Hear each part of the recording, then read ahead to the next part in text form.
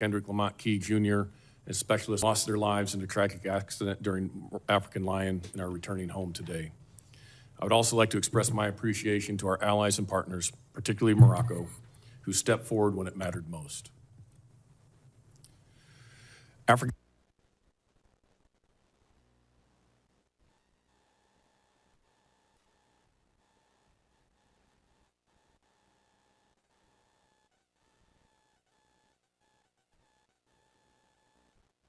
strategic terrain between the Atlantic and the Indo-Pacific. It's the world's supplier of critical minerals for advanced defense system and home to 12 of the world's 20 fastest growing economies. By 2050, it will account for a third of the global working age population. Today, the epicenter of global terrorism is in Africa. ISIS leadership is African. Al-Qaeda's economic engine is in Africa. Both of these groups share the will and intent to strike our homeland. Their affiliates, once isolated nodes, now show increased connectivity. Just as concerning is the nexus between Al-Qaeda's Al-Shabaab and the Iranian-sponsored Houthis. AFRICOM is prioritizing willing and capable partners. We support partners with capabilities that only the U.S. can bring. ISR, targeting, precision strike. These efforts have driven ISIS leaders in Somalia underground, disrupting their command and control of the global ISIS network. In West Africa, Al-Qaeda affiliate JNIM has demonstrated increased capacity to control key terrain in the Sahel, most notably by strangling fuel supplies around population centers. The capture of a capital city would provide Al-Qaeda with all the trappings of a nation state to sponsor global terrorism. With a 75% reduction in our regional posture over the past decade, compounded by the drawdown of our allies, we struggle with an intelligence black hole. And without sufficient indicators and warnings, we risk being blind to the gathering dangers and threats in the region. AFRICOM's lack of expeditionary capabilities and diminished force posture compromise our crisis response. In a crisis, we can always surge assets, but you cannot surge trust. Our reduced presence on the continent also allows disruptive actors to drive the agenda, undercutting American interests. China views Africa as its second continent, securing control over critical minerals and infrastructure, potentially boxing us out of resources that energize our industrial base.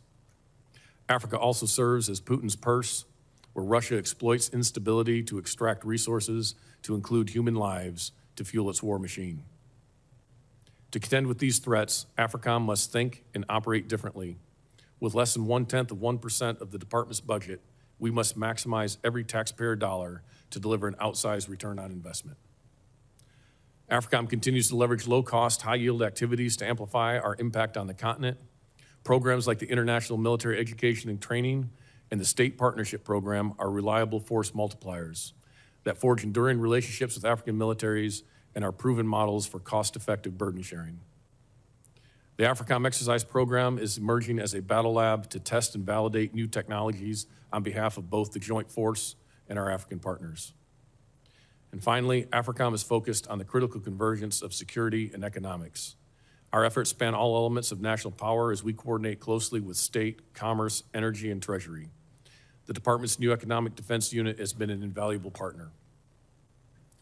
To defend the homeland and promote U.S. interests and ensure effective crisis response, AFRICOM needs targeted investments in layered, non-traditional ISR, innovative force protection, programs that are able to enable willing and capable partners, the opportunity to conduct experimentation of emerging technologies, and the ability to respond to crisis at the time and point of need. Africa is a continent of opportunities, not only crises. With the continued support of this committee, I can assure you that every dollar you authorize for AFRICOM will contribute directly to the security, safety, and prosperity of the United States. Thank you. I look forward to your questions. Well, thank you very much.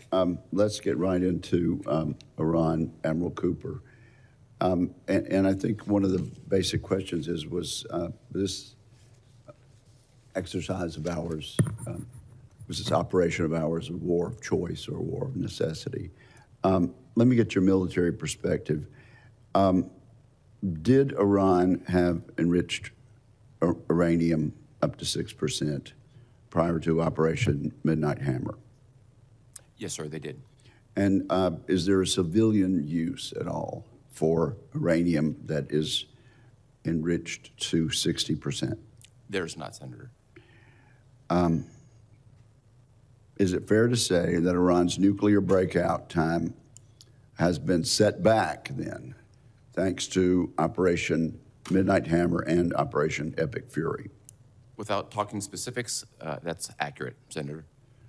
All right, and has Iran ever been willing to curtail its ballistic missile program through negotiations? They have not, sir. And then perhaps you can explain in some detail to what extent Operation Epic Fury has set back Iran's ballistic missile program. To what extent you can tell us in this open setting. Yes, sir, Senator. Thank you very much for that question. Our military mission in Operation Epic Fury was crystal clear from the very outset and remained steady throughout. The mission was to degrade Iran's ability to project power on its neighbors and U.S. interests. It had three key components: degrade Iran's ballistic missiles and the defense industrial base that supports it, degrade Iran's drones and the defense industrial base that supports that, and degrade their Navy and the defense industrial base that supports that. In each of those categories, we met all of the achievements. Each of those systems were significantly degraded. If I give you just a couple of examples, the defense industrial base for their drones and their missiles and their Navy were degraded by 90%. They have about 10% left. For the Navy, my military assessment would be that the Navy will not begin to rebuild for 5 to 10 years. Many of you are served in states that build ships. It's complex. It's particularly complex when you don't have an industrial base to build it. My professional perspective on this also is that Iran would not return to the same level of Navy that it had for a generation. Now, this 10% of drones left, are they exquisite or the sort of relatively inexpensive drones we've been hearing about? Senator, thank you for this question. I think I'd like to use the opportunity to myth bust on drones. Okay. The days of $35,000 drones that we saw in the last couple of years, particularly in the fight against the Houthis in Yemen, those days are behind us. Today, we face an increased threat from drones that are highly sophisticated. They're jet-powered. They have high-end sensors. They have electronic warfare. They have signals intelligence.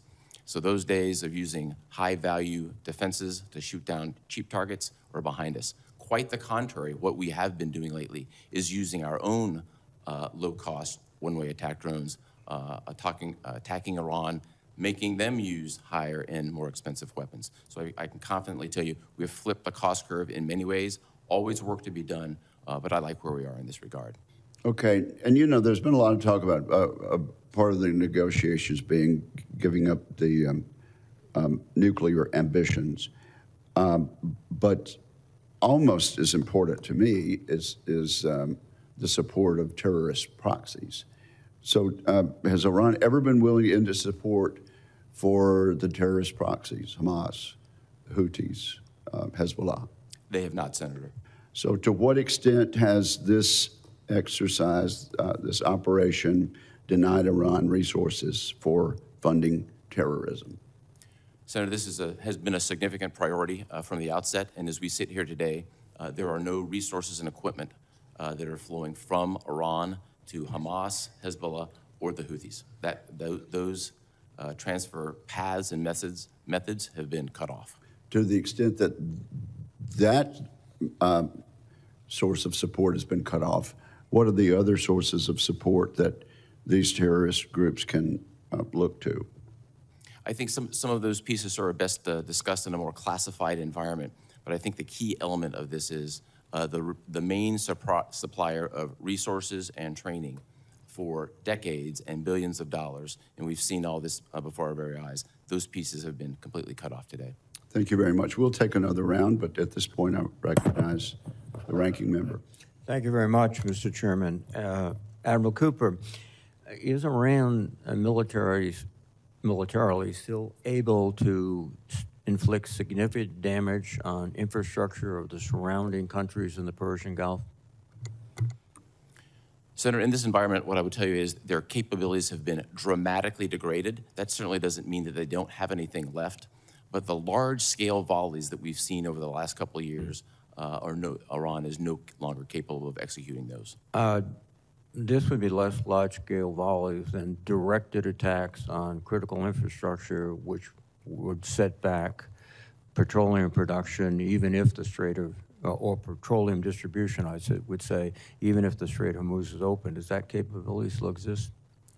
Capabilities across the board inside Iran still exist at a degraded scale. We've also planned accordingly for each of these scenarios, if necessary, to deal with them from a defensive perspective. So, would you characterize Iran as no longer a threat? Iran has a significantly degraded threat, and they no longer threaten regional partners or the United States in ways that they were able to do before. Across every domain, they've been significantly degraded. But they can still threaten their partners. It's a very large country. They retain some mineral capability. That's correct, and that's accurate. Thank and of you, course, sir. we've accounted for that from a defensive perspective. General Anderson, what's happened is that the administration recalled over 30 career ambassadors in Africa, over 30 career ambassadors overall, 12 in Africa. The United States has only 14 confirmed ambassadors. In other words, 40 ambassadorial posts in Africa are vacant or filled by charge d'affaires. Is it essential to your work to have fully functioning embassies with ambassadors? Senator, we work very closely with all the embassies across the continent to pursue and further American interests. And so that relationship with these embassies is critical for AFRICOM's effective engagement. But what about the ambassadors? Yes, sir. So the ambassadors do enjoy access. I think that that's important to have ambassadors in place because the hierarchical nature of many of the African countries is that if you're not an ambassador, you don't always get access. And so there is obviously benefit to that. And we coordinate with them quite closely when we engage. Thank you very much, sir. You are combating one of the most sophisticated information warfare operations we've seen in a long time from Russia. What can we do to improve your ability to withstand this information operation and also to engage in something on the same level by the United States? Yes, Senator, I appreciate the recognition of this concern because our adversaries are very active in the information domain. As you highlighted Russia, I'd also say China is also very active in these domains.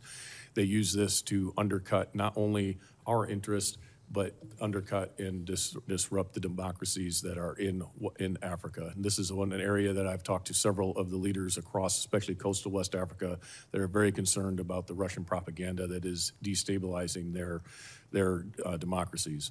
For me, we have a limited budget that we are mostly in a reactive mode to respond to issues. What would be beneficial as one of the few entities that looks across the entirety of the continent is a consistent budget that would allow us to campaign in the information space. We coordinate very closely with State Department and others on this and work with the embassies, but our ability to look across the continent and highlight these things, I think, is an area where we could be of benefit to the American interest. Thank you, sir. Admiral Cooper, one more question. Do we still maintain a relationship with the Syrian Democratic Forces? Senator, we do have a nascent relationship with them in the context of evacuating the more than 5,700 ISIS prisoners from predominantly northeast Syria to Iraq. A small number of prisoners, mostly chronically ill and with multiple amputees, stayed in the primary prison known as Hasaka, and SDF is today serving as the guards. Just a follow-on question. Do you detect any sort of kind of resentment or to our rapid departure from SES? I think, Senator, we've had a long standing relationship with the SDF. The ceasefire that they have in place today with the Syrian government remains in effect, and we remain engaged. Thank you very much, sir. Thank you. Thank you. Senator Fisher. Thank you, Mr. Chairman. Welcome, Admiral. General, thank you for your service. Admiral, what did the Iranians' attempted missile attack on the island of Diego Garcia tell us about the ballistic missile program and their intent to use it. Did it come as a surprise? Senator, appropriate to talk in this forum, because there's clearly a classified component to this. I think we've all heard publicly what Iran described as their self-imposed limitations on their missile force. The execution of that particular attempted strike, which failed, was twice the distance of what they previously advertised that they said that they would self-constrain themselves to. Thank you. And as you look at the total operation, the conflict there, what lessons have you learned from that? And how have you used those lessons thus far to ensure that your command is prepared for the fight that we have today? Yeah, Senator, thank you very much for this. It's fair to say that we have captured thousands of lessons, mostly tactical. I think there's no military in the world that makes adjustments as well as the United States military does. And whether they were in stride tactically with a lot of support from organizations back in the United States, or they're more at the operational level, we took a very hard look inward to see where can we improve our defenses. Force protection and protecting our people is my #1 priority. We focused on that first, made a significant number of adjustments to enhance what was already a very effective air defense umbrella. And that's where we are predominantly focused, as well as putting ourselves in a position to meet a wide range of contingencies going forward. Thank you, sir. General Anderson, ISIS is on the rise in Africa, and you've been very, very clear about that. How is your command working with our partners in order to address that? Senator, you are correct. ISIS is putting a concerted effort in its establishment on the continent.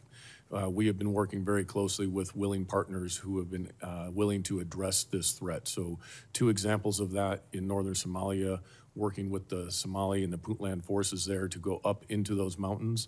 What has been key there to putting pressure and isolating the ISIS leadership there is the partners' ability to stay in those mountains. And so our partnership to provide them the intelligence, some training, and some limited logistics that allow them to stay is helping isolate that leadership node in Somalia. We've also been working very closely with Nigeria, who has, in the last few months, opened up with a very positive engagement with intel sharing and ability to go after and target some of these terrorist threats that are in northern Nigeria. And so that has been a positive area that we've seen as well. We would like to reestablish some pragmatic relationships in the Sahel, where ISIS also has a stronghold, where they are currently holding an American hostage in order to gain better access. And that's an area we need to continue to improve, to work with those partners for a intel sharing and understanding of what that threat is there. But we are working very deliberately with our partners to address these common threats. Do you feel that you're appropriately resourced to address these threats? We have the minimum necessary resources in order to address the threats. In order to do this, because of the size of the continent and the complexity of those attacks or of those threats, in order to thwart these, we have to shift resources, and that entails taking some risk in those other areas in order to address the primary efforts. I'd like to have you address some of the connections that we see with the drug cartels, with the terror groups. Can you elaborate on those, especially with regards to the Central and South American cartels? Yes, Senator, that's an area that is emerging that is causing us great concern. So 2 points to that. Recently, there was a interdiction based on some intelligence that we were able to provide that the Spanish interdicted a shipment of cocaine that was 35 tons of cocaine. We believe that's about $1 billion of street value. We believe that's the largest interdiction in history. That came out of South America. It was transiting along the west coast of Africa towards another location that I could talk about in a classified environment.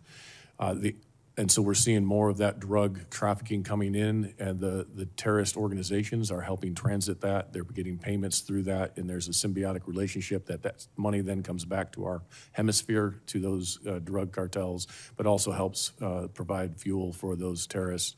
Another area that I think is important to highlight is that in the last 18 to 24 months, we have assisted in, or at least tipped off many partner nations to drug activities and labs in their country. In this time, 11 of the 12 drug labs that have been interdicted have had Mexican cartel members on site, to include the largest drug lab that had ever been disrupted in South Africa, that there were Sinaloa cartel members on site. And so they are actually doing production now in Africa, as well as the transit of that across the continent. So we're watching this develop, and it's of concern as this fuels both the terrorists and the cartels. What's the destination of those drugs?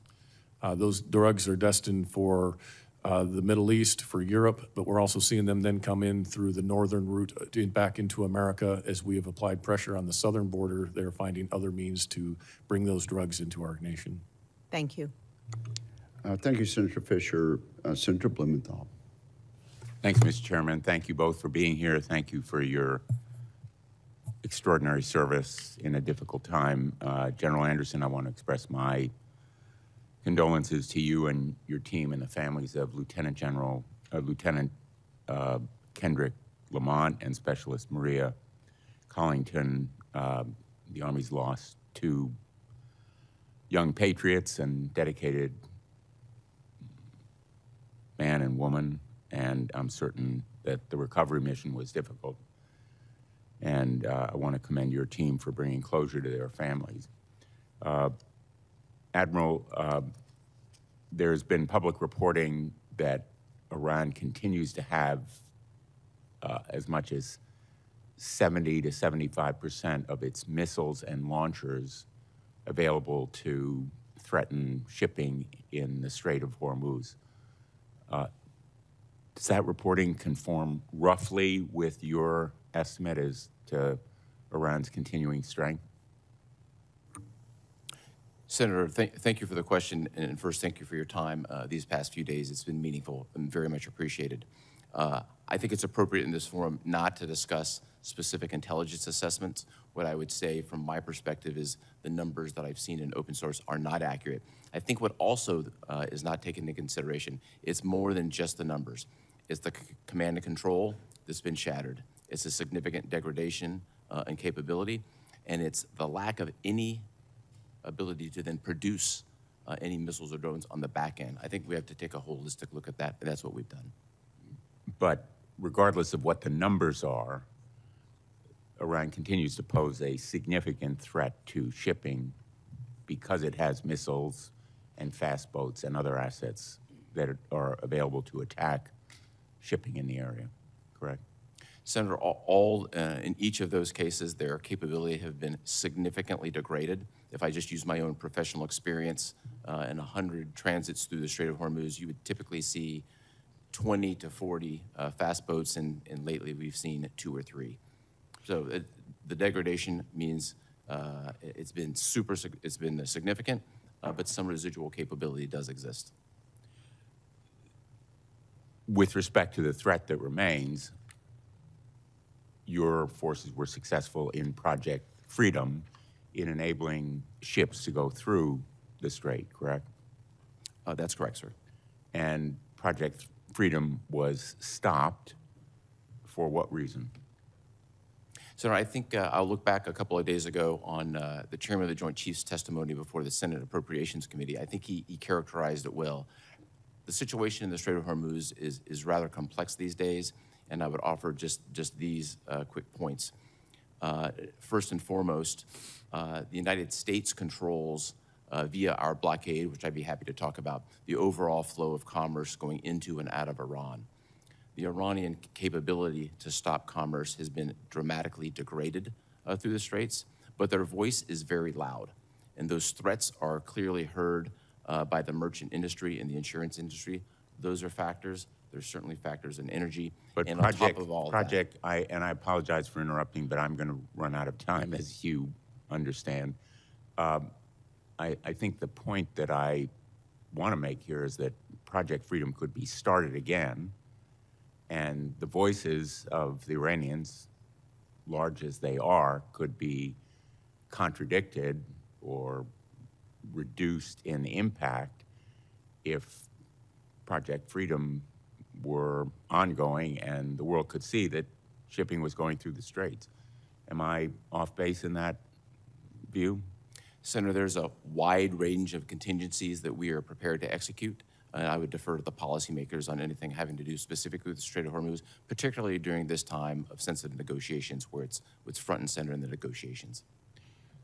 And have you seen any progress in those negotiations? Senator, I'd refer to the diplomats and the team engaged in the negotiations. Let me ask you, in the time that I have left, one of the objectives that President Trump articulated at the beginning of this war, which in my view could not be accomplished with bombing, was to secure the enriched uranium. Would you agree that taking possession of that uranium would require boots on the ground and significant casualties for United States forces? Senator, in this particular forum, I think it would be highly inappropriate, given the classified nature of any contingencies, to talk about the nuclear program. Well, let me just finish by making the observation that you have, I think, sought to be forthcoming to the committee in the classified setting where we had an earlier conversation with questions and answers. My view is that the vast majority of what you told us should also be told to the American people. They deserve to know. And our adversaries know a lot of what we know. The ones who really don't know are the American people, and they deserve more information, which is not a criticism of you, it is of the system which causes the withholding of this information, and the administration, which has refused to provide figures as to the costs of the war and other details that are relevant and important for the American people to know. So I'm hopeful that we can have a way to make more information available to the American people. Thank you, Mr. Chairman. Admiral Cooper, during the brief time of Project Freedom, before it was closed off again, can you say in this setting whether or not our services were able to open the strait? Senator, thank you for this, very much appreciated. As has been publicly highlighted, the first two ships to flow from the Arabian Gulf, from the western part into the east through the Strait of Hormuz, were U.S. flagged vessels. That was successfully executed. And U.S. Navy destroyers then came into the Arabian Gulf, operated for a number of days, and then, as you subsequently saw, float out of the Arabian Gulf. Okay, so Senator Blumenthal's question presumed that you could give in public your judgment as to whether the United States is capable of doing that again. Senator, there's a military component of this, and then there's also a policy component that I would leave to the policymakers. But from the military standpoint, we could do that again, could we not? We just did it last week. Thank you. Senator Ernst, I believe. Thank you, Mr. Chair. And gentlemen, thank you for being here today, and to your teams as well. We truly appreciate your service and dedication to our nation. And I also want to acknowledge the loss of the two individuals in Morocco and thank our Moroccan partners as well for their contribution in the recovery efforts. I do want to recognize, Admiral Cooper, those that we have lost during this current operation, or the former operation Epic Fury, as well as the two Iowa National Guardsmen that we lost in Syria this last December. We have also more than 380 who have been wounded in this fight. So for all of those service members that have given so much, and to their families, they will not be forgotten. The operations that have been conducted against Iran and its proxies across the Central Command AOR wouldn't have been possible without some really tremendous partners in that region. And we have seen a large burden borne by Israel and Jordan, We've seen assistance coming from Bahrain and UAE, who has taken a significant amount of incoming fire, Saudi Arabia, Qatar. They haven't all been passive bystanders. They've been actively engaged. So they have contributed to every line of effort, and we appreciate them contributing to our successes. We can't overstate what their basing access logistics, their networks and intelligence cooperations have meant operationally to us. So Admiral Cooper, what is the one or maybe two things that you want all of us to understand as we walk out of this hearing, knowing about what our allies have assisted with in this fight? Senator, first, thank you for the question, and thank you for your leadership, and thank you for all that has been done by the great men and women from your state. Thank you. They've played an outsized role, so thank you for that. Thank you. In terms of our partners, I think a key feature is we have enhanced mill-to-mill relationships across the board in the Middle East. As we sit here right now, we have 5 specific partner nations who are not just conceptually side by side, but literally side by side with the United States in defense. The United Arab Emirates, Bahrain, Kuwait, Qatar, and Saudi Arabia. Over the course of Epic Fury, they defended themselves and they defended Americans. In addition to those key allies, everything that we've accomplished would have been impossible without the Kingdom of Jordan, and clearly we were operating very closely with the State of Israel. I think that group in particular should be commended. They didn't just execute missions, they served side by side with Americans and protected Americans. Thank you. And this takes years to develop those friendships, those relationships, the mill-to-mill work that you do. Is that correct? It does. There's the mill-to-mill work, there's the friendships. It's all about bringing these together, and the air defense umbrella that's been created has been in concept for the better part of a decade and a half, now fully realized. Mm-hmm. And again, I just want to reiterate that we have such tremendous partnerships with so many of those nations, and we thank them for that. I'll move to AFRICOM now, General Anderson. Over the past couple of years, the U.S. has been withdrawing forces from a number of countries, including Niger, Mali, and Chad. And Russia's African Corps has moved in to fill that vacuum. Where we don't exist, others will. But just a few weeks ago, they retreated from Kidal, Mali, under fire. They had surrendered to the very militants that they were sent to defeat.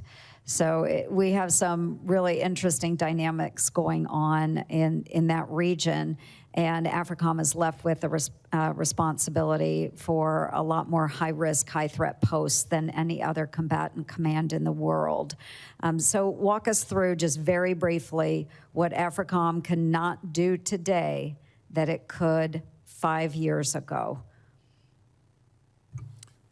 Well, Senator, I think there's one very poignant example that I can use very quickly is that 5 years ago, as a commander of Special Operations Command Africa, Philip Walton was taken hostage in Niger and transported by bandits who were being prepared to be sold to terrorist organization. We were able to identify him in 24 hours. We were able to pinpoint his location within 48. He was rescued in less than 96. That was largely due to the access that we had, also the partnerships and the relationships that we enjoyed. Today, Kevin Rideout is on day 205 of captivity, largely because we don't have the access that we had before and the relationships that are necessary, and that posture reduction has been difficult. And he was also taken out of Niamey. Unfortunately, he was then sold by the bandits to ISIS and is being held there today. And thank you for that. And Mr. Chairman, I just want folks to understand the lack of presence that we have in AFRICOM and that exact difference. So thank you, General Anderson, for a very, very specific example of what a lack of presence has meant. Thank you, Senator Ernst. There's a proposal for substantially more funding for your command. Is that right, General Anderson? Senator, that is correct. The presidential budget significantly increases our budget and addresses some of these key concerns. Well, that one example you just gave, would that be addressed by these proposed additional funds? So not entirely, Senator, because the access and relationships are what were key there. But we do, because of this, because of that lack of posture, need more investment in expeditionary capabilities, and that is being addressed in the proposed budget. But those relationships that the Senator highlight and maintaining those relationships are absolutely critical because you cannot surge trust in the time of need. Okay, well, you and I have gone back and forth about unfunded requirements. And so I guess your testimony is that that's not a matter of funding, it's just a matter of relationships.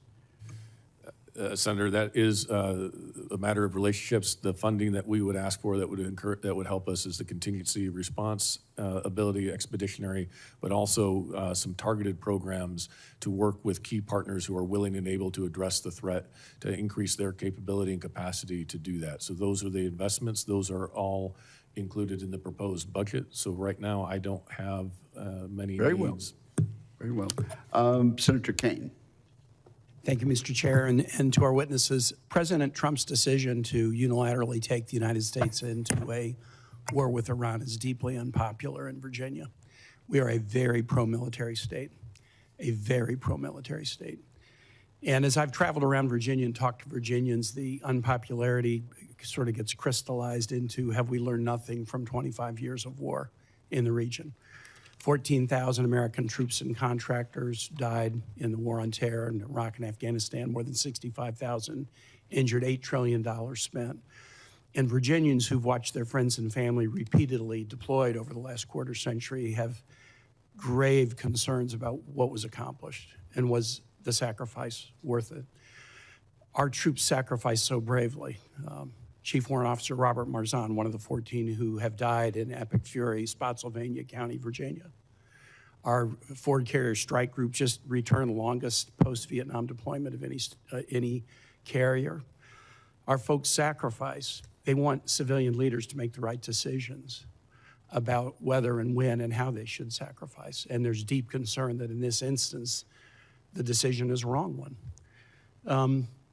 Part of it is a failure to really grapple with history. In the hearings in this committee, I've heard over and over again, and I've heard the President, Secretary of Defense talk about Iran's bad actions since 1979. And everything that's been said about Iran's bad actions are true. But there's a lot of the story that folks don't talk about. History didn't begin in 1979. Iran and the United States were allies in World War II. One of the pivotal events in World War II was the Tehran Conference, where President Roosevelt, Winston Churchill, Joseph Stalin met in Tehran to guarantee Iran independence, stable borders, and sovereignty. Iran loved the United States. The United States led a coup to topple the democratically elected government of Iran in 1953 during the Eisenhower administration. The United States propped up a dictatorship, the Shah of Iran, trained the secret police, the Savak, that tortured, exiled, imprisoned, killed Iranians by the thousands. And 26 years after that, there was a revolution, 1979, and yes, then it was death to America. The U.S. funding a dictatorship and toppling a democratic elected government led to an Iran that has been very hostile. And all the events my colleagues have talked about since then are accurate. But just as Iran seized our embassy in violation of international law, then the United States funded Saddam Hussein for Iraq to wage war against Iran in the 1980s, killing hundreds of thousands of Iranians. And just as Iran funded proxies that bombed a Marine barracks on our embassy in Beirut, the USS Navy shot down an Iranian civilian aircraft in 1989, killing 290 civilians. And the U.S. invaded Iran's next-door neighbors to topple their government. And then, yes, Iranians attacked U.S. troops arrayed near their border, and we've attacked and killed their leadership. I'm not saying that Iran is good. Iran is horrible.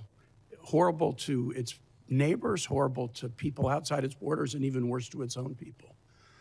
But if you ignore the history of the back and forth between the U.S. and Iran, you will not get this right.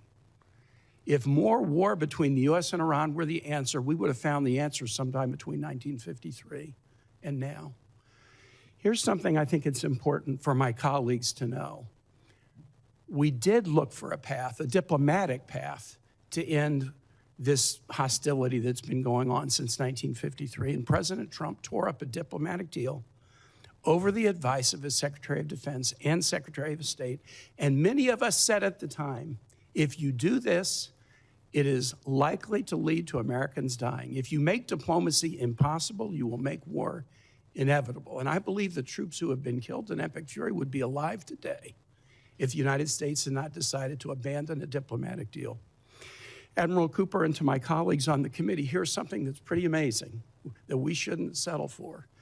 The administration is refusing to allow members of this committee to see the OLC opinion stating the legal case for war. We've always had the ability. We're armed services members. We're being asked to fund a $1.5 trillion budget, but our request to the DOJ to see the OLC opinion justifying this war, they have refused to allow members of the Armed Services Committee to see it. U.S. senators, appropriators, we're not allowed to see it. What are they hiding? If they will not allow us to see the legal rationale for the war, what are they hiding? And Mr. Charles just conclude and say, I hope we might, as a committee, whatever our agreements about the wisdom or the legality of the war, I hope we might, as a committee, agree that we should at least, in a classified setting, be able to read the legal opinion upon which this entire 76-day war is based. Thank you, Mr. Chair. Yes, thank you, Senator. You have made a statement that raises questions that these two witnesses are unable to answer because you've raised policy questions. And so just for the benefit of those listening in, we have had the civilian leadership before this committee to answer questions like that. And these two gentlemen would have to decline. If you had formed that and stated that in the form of a question, they would have to decline to answer because that is a matter of policy. Who is next? Senator Moody, you are recognized. Thank you, Mr. Chairman. And thank you for being here today. Admiral Cooper, General Anderson, thank you for your leadership to the men and women of CENTCOM and AFRICOM. Thank you for everything that you have done over the course of your careers and are continuing to do to serve our country. And I see there are so many men and women with you, behind you, to support these efforts today, to speak with us, to meet with us, to answer our questions. I know a lot of preparation goes into that, and so I thank you as well. Admiral Cooper, the fight you're leading, certainly with CENTCOM under your command, I'm always proud to say that that is from my home, based in my home county in Florida, Hillsborough County, Florida. That's where I was born and raised. It's been there since 1983, 43 years of commanding operations like we're involved in today. So proud to have you here, sir. Florida is so involved from SOCOM, Space Forces Central, Patrick Space Force Base, Cape Canaveral. We're both the command hub and launch pad for most all conflict. So we are proud to be that, proud to be a stakeholder in everything that's done within the military. And so on behalf of all the service members in Florida, civilian and their families, we want to say thank you to them. I am the newest member of this committee. It's always interesting to me to hear the different perspectives from other members on this committee. You would think from some of the questioning previously that the United States willy-nilly abandoned all diplomatic efforts, didn't think through that. There was no justification. And I'm wondering, I know, if you could tell me, Admiral Cooper, what is your background working with CENTCOM and all of the leadership positions you've held? Senator, first, thank you for the question, and thanks for your time yesterday, and thanks for your leadership. Thousands of Floridians are serving in the Middle East today, and they're serving honorably and what specifically have been your roles with CENTCOM? I've been focused on the Middle East for the last 5 years, 3 years of which we're serving in Bahrain as the fleet commander, and then about 16 months as the deputy commander prior to my current position. And how long have you been familiar with Iran and its leadership and its attacks against the United States? I've studied it or been a part of it for the better part of 3 decades, particularly acutely in the last 5 years. And leading up to February 28th, months prior to that, what was jarring to you that you saw different than what had been for those many decades that you've been involved? I think it's important to note just in the 30 months before Epic Fury commenced, Iran and its proxies had been attacking U.S. service members and diplomats about 350 times. Can you repeat about that?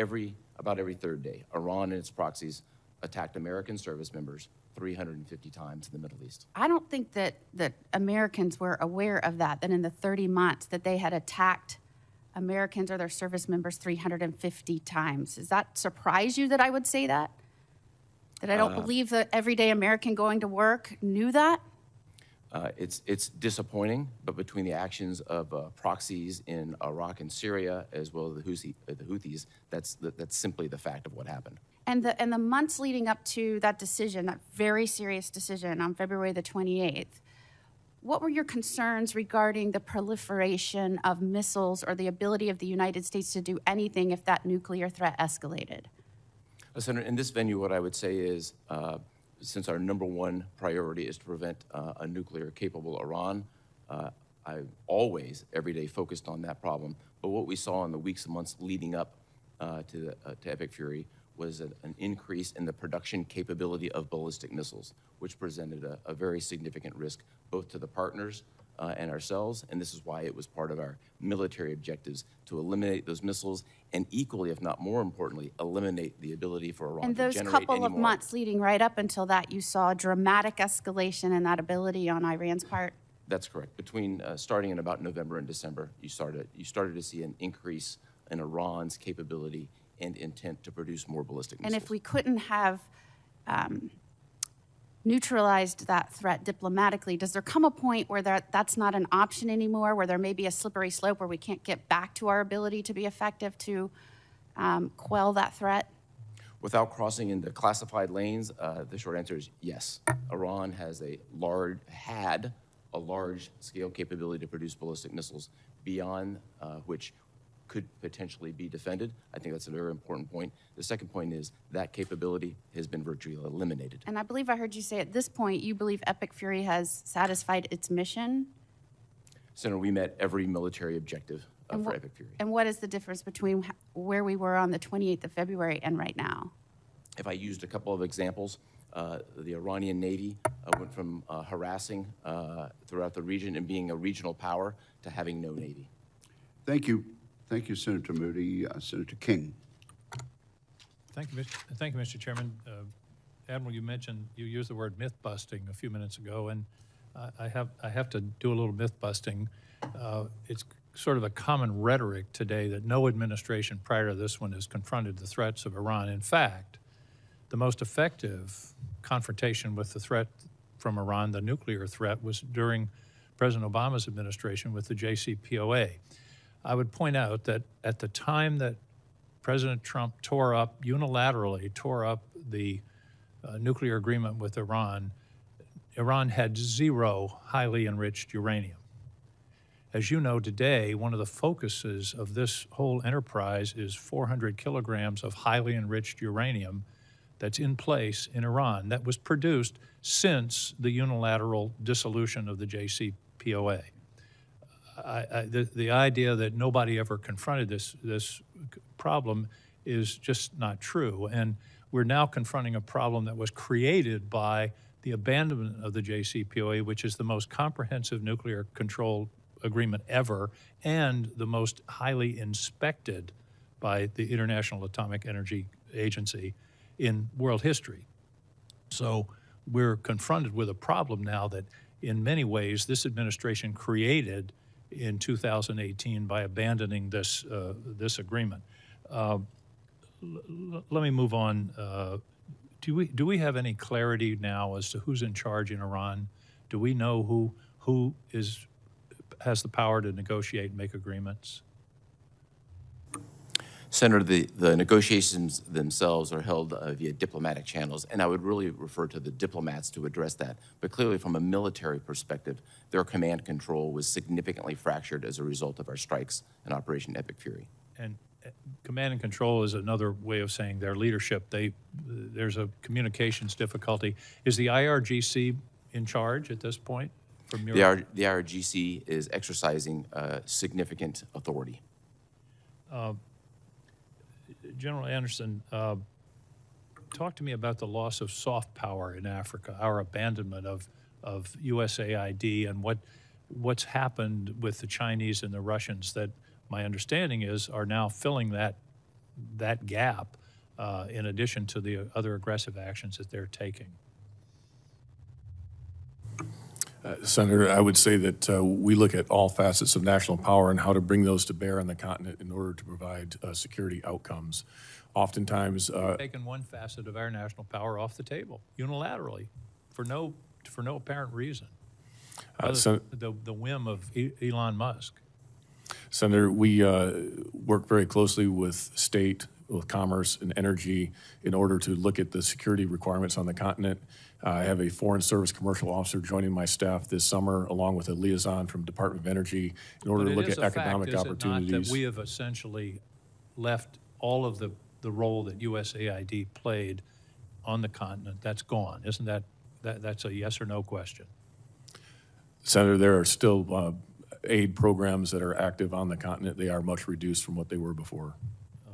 Much reduced. That's a fair way of stating it. You mentioned earlier that the Al-Qaeda and ISIS have resurged in Africa. Now, the term epicenter has been used several times of world terrorism. You used the term, you said they have the will and intent to attack the homeland. My question is, do they have the capacity? Are they developing weapons, strategies, other ways to take that will and intent and turn it into something of imminent danger to the American people?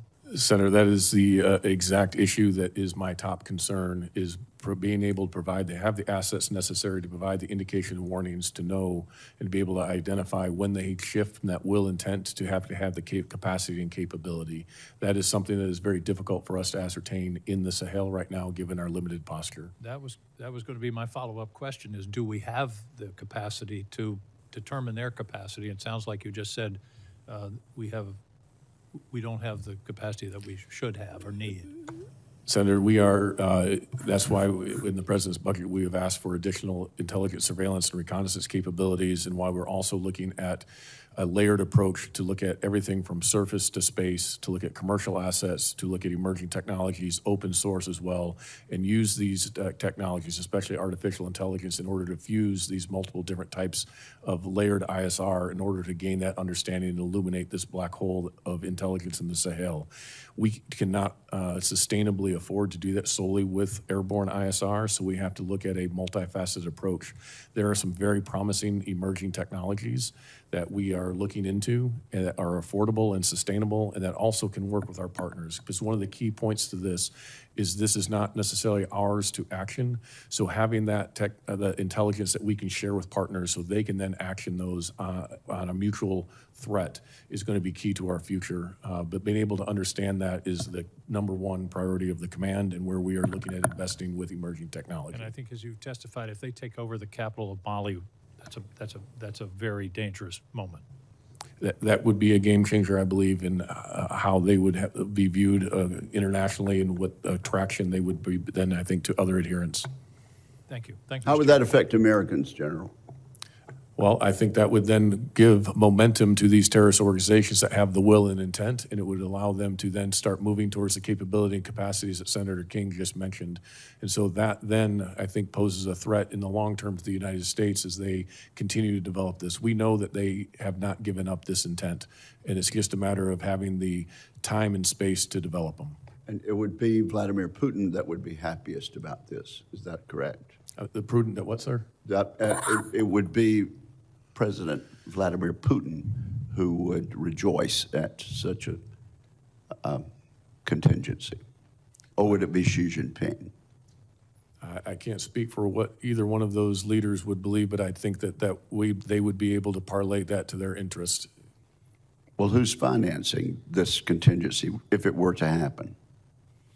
Of the terrorists? Yes. They're gaining, they're through lots of illicit materials, so it's not necessarily directly from a state actor. They're working with, as I mentioned earlier, the narco-terrorist trafficking.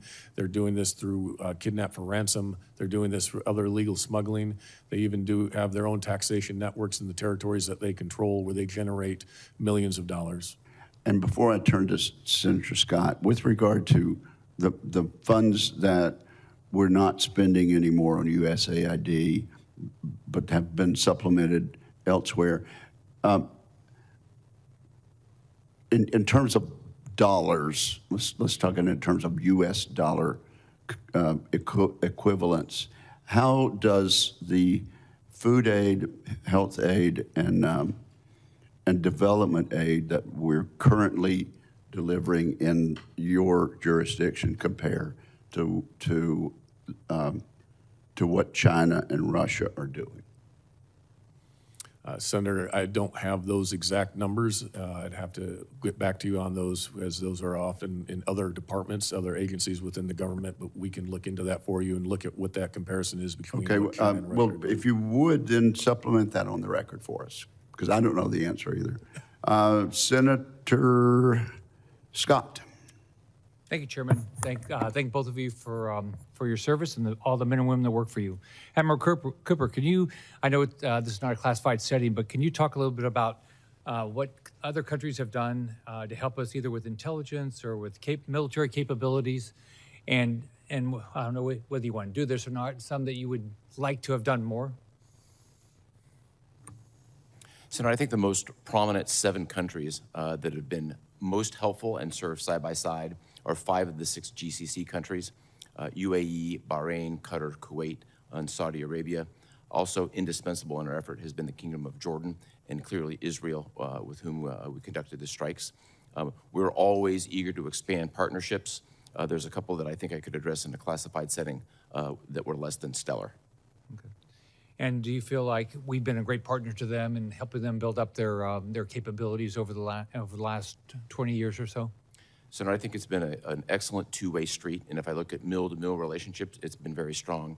I'd simply highlight the result of years of effort in collaboration and partnership, put our partners literally side by side with Patriot defenses, with our partners defending Americans. I think that sends a lot. I think that sends a good signal and says a lot. So I think Senator Wicker asked you some questions about drones. We had a meeting the other day, and the individual came in and said that Ukraine is building 5 million drones a year. And so they probably are ahead of most people because they've had to, because of war they're in. So can you talk about, are we where we need to be with drone technology? Are we using it everywhere we can? Are we where we need to be with regard to drone defense capabilities? Can you just talk a little bit more about that? Yes, Senator. First, I would say that the Secretary and the Department's focus on drone domination, drone dominance, has really kick-started our capabilities and flowed more capabilities into the region much faster than we had seen before. And many of those capabilities have now been proven in combat. I think in a classified setting, I'd like to tell you what that looked like. But as we sit here today, we have drone capabilities in the air, on the sea, and under the sea as a result of this initiative. Do you have any feel for whether the impact you've had on Iran is impacting their ability to help Russia in their war against Ukraine? So I think best to discuss that in a classified setting. Clearly, Iran and Russia have had a years-long relationship, particularly when it comes to drones. So what are you most proud of? What are you most proud of that you've accomplished since you've had this role? Absolutely, number 1, 2, and 3. I'm most proud of the men and women who executed an extraordinarily complex mission, the first major combat operations that the United States has seen in a generation, establishing, in my mind, the latest, greatest generation of American warriors. Same question, General Anderson. What are you most proud of that you've accomplished so far? Senator, I think I would agree with Admiral Cooper that it's the men and women of the very small footprint and very small amount of resources punch way above their weight class and have outsized impacts on the continent. What we just did in African Lion in Morocco was significant in our largest exercise on the continent of bringing over 40 nations together to include over 36 African countries and nations as far away as Brazil and Japan. That ability to convene is one of the great powers of the United States, and it differentiates us from many others. So I am proud of the fact that we can do that, and that we can not just pursue our own readiness, but actually bring multiple nations together to address common threats. Thanks, both of you, and thanks to all the men and women that work for you. Thank you very much, Senator. We have Shaheen and then Hirono. Thank you, Mr. Chairman. And again, thank you to both of you for being here and for your service.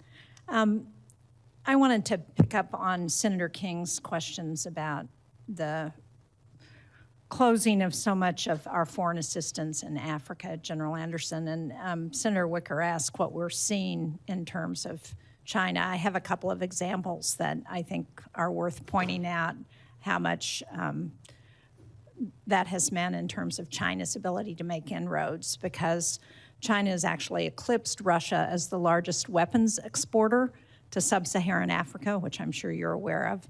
And 70% of all African armies now operate vehicles from the PRC as opposed to the United States. Beijing's looking to expand military grants, training, and joint exercises between the PRC and African countries. And we don't have the kind of foreign assistance soft power that we did before the elimination of USAID. But you mentioned, General Anderson, that you've taken on a foreign commercial service officer, which I think is a really interesting idea. And as you're aware, I'm sure, at INDOPACOM, Admiral Paparo has really used this to good advantage, coordinating with the State Department, with the Development Finance Corporation, with the U.S. Trade Development Agency, and the Millennium Challenge Corporation to identify potential projects to work on in that AOR. So can you talk a little bit more about how you're identifying development projects and whether you need any other authorizations from Congress or support for this effort from us so that you can help implement the kind of coordination that's going on in INDOPACOM? Senator, yes, I very much appreciate your interest here, because this is an area I think is emerging on the continent with just the demographics of the continent and the growing economies. Being able to identify the intersection of security and economics is absolutely vital. All of the agencies you mentioned are ones that we are coordinating with to make sure that those investments go into the continent and have the greatest effect, but they're also informed by what are the security implications. So sometimes it may not have the same economic return, but that return may come in security. And that's where we come in, is being able to convene some of these different agencies as well as private industry to be able to articulate what those security concerns are, what those implications are, and then also the fact that we are able to execute exercises and other things around the continent helps go into the calculus of those investments and buy down some of that risk. So that is what we're looking to develop. So do those agencies routinely check with you if there's a major project that they're looking to fund in Africa? So historically, no, and that's why we're standing up a very small unit within the headquarters in order to have that point where they can help facilitate these discussions, because often they didn't know where to have them. And is that something that Congress can be helpful with in terms of trying to encourage that sort of coordination? I think there are ways that encouraging that coordination would be very helpful, and being able to articulate this across the committees that oversee these various agencies, and understanding how that interrelation of national power can come together, that it's not always the military lever that produces a security outcome, but being able to have that dialogue, I think, would be critical. The other area that I think would be very helpful also is incentive structures that help energize our industrial base to help produce the equipment that our partners want. They would much prefer to buy U.S. equipment, but often our systems take so long and are so long to deliver, because often the incentive structure is not there, that they turn to China out of necessity, not because of desire. They often see that as inferior equipment, and they would much prefer to buy American. We need to incentivize our industrial base to meet that demand. Yeah, I agree. And as you know, it's an issue not just in that respect, but in a whole lot of other areas in terms of the challenges with the industrial base. Admiral Cooper, one of the things that's gotten a fair amount of attention in recent weeks has been President Zelensky's working with some of our allies and partners in the Middle East in response to the war in Iran on their the expertise that the Ukrainians have developed to address counter-drone responses. Can you talk a little bit about what you're seeing with respect to that, and whether our allies and partners find that kind of support helpful from the Ukrainians? Senator, I think most significantly, we adopted a large number of tactics, techniques, and procedures that the Ukrainians have passed us that have helped us defend Americans. And all of our partners are working with Ukraine in some way, shape, or form. I'd really defer to them, let them talk about it. But are they more effective as a result? Yes. Thank you. Thank you, Mr. Chairman. Senator Hirono. Thank you, Mr. Chairman. Before I begin my questions, I want to again take a moment to highlight the true costs, both for the military and everyday Americans, of the president's illegal war with Iran, and summarize how we got here. 13 brave U.S. soldiers have been killed, and more than 400 have been wounded. The DoD is now estimating that this war has cost over $29 billion and costing more every single day. The continued closure of the Strait of Hormuz, which somehow caught the president by surprise, is directly contributing to the growing affordability crisis that Americans are facing. And negotiations are at a stalemate, but it's becoming clear this president's plan is to attempt to secure an agreement that looks very similar to the 2015 JCPOA, which my colleague, Senator King, referred to, which this president recklessly tore up in 2018. As you recall, the JCPOA, which was an agreement that also included countries, not just us, it included France, the UK, Germany, China, and Russia. And the JCPOA put limits on Iran's nuclear program with a rigorous inspection and monitoring program run by the IAEA, all of which was tossed out by President Trump. And while that agreement did have a sunset clause, what we should have done was work diplomatically with our allies to extend it. Instead, here we are, engaged in another endless war in the Middle East, no end in sight, that is driving up costs, undermining military readiness, and alienating our allies with neither a clear rationale for starting the conflict, which the president originally said, oh, well, then maybe there'll be regime change, and now he seems to have landed on preventing a nuclear-capable Iran, which was exactly what the JCPOA was intended to do. Admiral Cooper, did the president ever explain to you why he tore up the JCPOA? Senator, that's a policy matter that I would have expected anyone to discuss He never with me. explained to you why he tore up the JCPOA. He either explained it to you or he Senator, didn't. I'm not asking you for the actual conversation, but did he happen to explain to you why he did something which led to the very nuclear crisis that we're now confronting regarding Iran and their enriched uranium? Senator, I was in a completely different assignment when this occurred 8 years ago. So apparently the president didn't have a discussion with anybody. In fact, it was a unilateral decision that he made. Now, you have vast experience, Admiral, and the Navy, et cetera. And before we attacked Iran, did it cross your mind that Iran may close the Strait of Hormuz? Senator, as you know, one of my responsibilities as a combatant commander is to generate a wide range of options with associated risks and opportunities, present those to the Secretary and the President. I think it'd be inappropriate to talk about what those specifically are. Well, I'm just asking but whether we always make them very comprehensively. Excuse me. I'm asking whether with your experience, the thought that should we attack Iran, that they would close the Strait of Hormuz, did that cross your mind?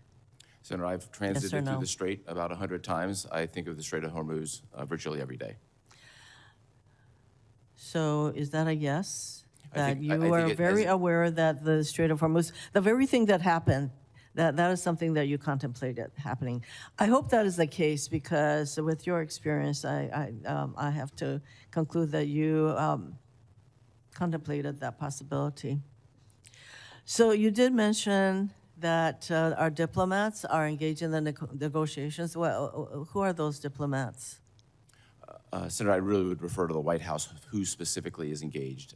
Well, apparently the diplomats are Jared Kushner, who I don't think even works for our country, and Mr. Whitlock, Steve Whitlock, who happens to be I don't think he has a lot of experience engaging in these kinds of negotiations. So here we are. The JCPOA, which was a very intense, the results of very intense negotiations among many countries. And for us to act as though the idea of a nuclear Iran is just something that occurred to President Trump and not to his predecessors is pretty ridiculous. And in fact, we had in place a regime that was intended to do that very thing, which was to prevent a nuclear Iran. Mr. Chairman, thank you. Thank you, Senator Hirono. Senator Cotton. Gentlemen, thank you for your appearance and your service to our nation, and many thanks to all the troops that you represent. Admiral Cooper, some critics of Operation Epic Fury have referred to it as another forever war.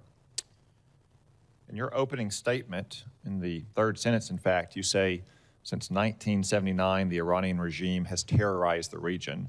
Is it fair to say the only forever war here is the war of terror that Iran has waged against the United States and the civilized world for 47 years? I would agree that that was a sustained effort by Iran. Okay. Let's take a look in context, since my Democratic friends have wanted to talk so much about the JCPOA, about not just Epic Fury, but about Midnight Hammer as well. So where we stand today in mid-May versus where we were not even a year ago, 11 months ago. Based on your extensive military experience, do you believe that Iran posed a significant threat to the United States 11 months ago before Operation Midnight Hammer and Epic Fury? Senator, they attacked U.S. forces 350 times in the 30 months preceding Epic Fury. Do you believe that, absent Midnight Hammer and Epic Fury, do you believe that threat was likely to continue to grow? Yes. Microphone, please, so we can Yes, for the sir. record. I Thank do. you. Is Iran now less of a threat than it was 11 months ago? They are significantly less of a threat. Is it fair to say that the Iranian regime is still a revolutionary terrorist regime even after all the deaths of their senior leaders? They are. Yeah. Is it fair to say the revolutionary terrorist regime no longer has nearly as much military capability to act on its revolutionary terrorist intentions? That is fair, and I think it's also fair to say across every element of national power, they've been significantly degraded. You state in your opening statement that CENTCOM forces systematically dismantled what Iran spent 4 decades and tens of billions of dollars building. How long do you assess that it will take them to get back to where they were in terms of their military and other capabilities just 11 months ago, before CENTCOM dismantled it all? Senator, I would assess that the drone and missile force will take years to reconstitute. The Navy likely will not get back to its previous size for a full generation. Is that why you say in your opening statement that CENTCOM assesses Iran can no longer project power across the region nor pose a persistent threat to the United States or our partners than it did prior to Operation Epic Fury? They certainly cannot do it at the level of mass that we all saw with hundreds of missiles and drones raining across the Middle East. That doesn't mean they don't have any capability, but that broad power projection capability no longer exists. And the whole world saw that just in a number of days after the beginning of your operation, correct? In the number of, I think it was a near 90% decline in Iran's attacks on the United States and its neighbors in the region? That's correct. Early on, the attacks were in the hundreds, and they went to the teens. Okay. I know that there's been a lot of questions about the Strait of Hormuz. To be clear, the Strait of Hormuz was never part of our objectives, but we knew, as anyone who looks at a map would know, that Iran has the power to temporarily close the Strait of Hormuz. Is that correct? That's accurate, Senator. Is it fair to say that the United States and our partners have the power to permanently open the strait? Without getting into specifics, we have the military power, yes. Could you talk to us a little bit about what the blockade in the meantime has done to Iran? Yes, sir. The blockade was implemented within 24 hours of presidential direction based on a plan that we had on the shelf. The blockade itself is designed to prevent any commerce from leaving Iranian ports going to global distribution, and any commerce from coming around the world going back into Iran. There's been zero trade going into or out of Iran in the last month. And just finally, what is Iran's current ability, since it retains its revolutionary terrorist ambitions, to support its terror proxy network in the region versus where it was just 11 months ago? As we sit here today, they are unable to resource and supply Hezbollah, Hamas, or the Houthis. Chapter to be seen of what that looks like in Iraq. New prime minister wants to distance himself from Iran, but we'll see. That's what it is committed to. We'll see what that looks like. So they can't support their terrorist proxies. They're years and years away from reconstituting, if at all, their missile and drone forces and their nuclear program, and they're a generation away from rebuilding their Navy. Seems to me like a little bit better position than we were relative to Iran under Barack Obama and Joe Biden's disastrous nuclear deal. Thank you. Thank you, Senator Cotton. Senator Slotkin. Thank you, gentlemen, for being here, and thank you for what you're doing. I'm going to direct my questions to Admiral Cooper, excuse me, and I'm going to give a good pass to my fellow Michigander from Ypsi, Michigan. We're happy to see you in service. Thank you for what you're doing, and you're always welcome back home when you retire. I think I feel like whatever feelings I have about the imminence of the threat from Iran or not, we want our military to come through this war as successfully and safely as possible. I am interested in making sure we get out of this quickly and safely. And I have actually no doubt that with all the firepower we've used in this war, that we've degraded their nuclear capability, their ballistic missile capability, their terrorism capability. And as someone who served 3 tours in Iraq, I saw that terrorism up close and personal.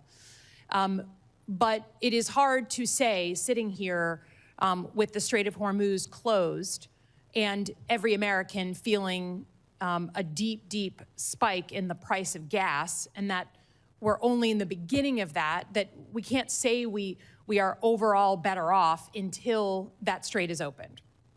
And while I believe we could militarily open the straits, it seems to me that the Iranians have strategic geography. They have the ability, even though it's degraded, to project power onto things like the oil infrastructure in places like Saudi Arabia or Kuwait or anywhere they want, further hurting the world economy, the United States.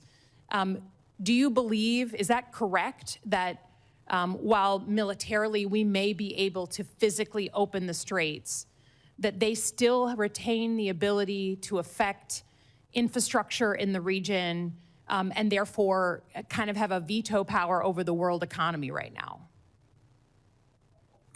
Senator, from a military perspective, I would characterize Iran as having a remnant capability across multiple domains. In terms of veto power, I'd really would defer to policymakers for that characterization. But, sorry, can they strike oil infrastructure across the Persian Gulf? They have a very moderate, if not small, capability to continue strikes. And we, of course, have accordingly prepared for such a contingency. Okay, but if we have the power to militarily open the straits and their threat is, quote, moderate or small, why wouldn't we just do it?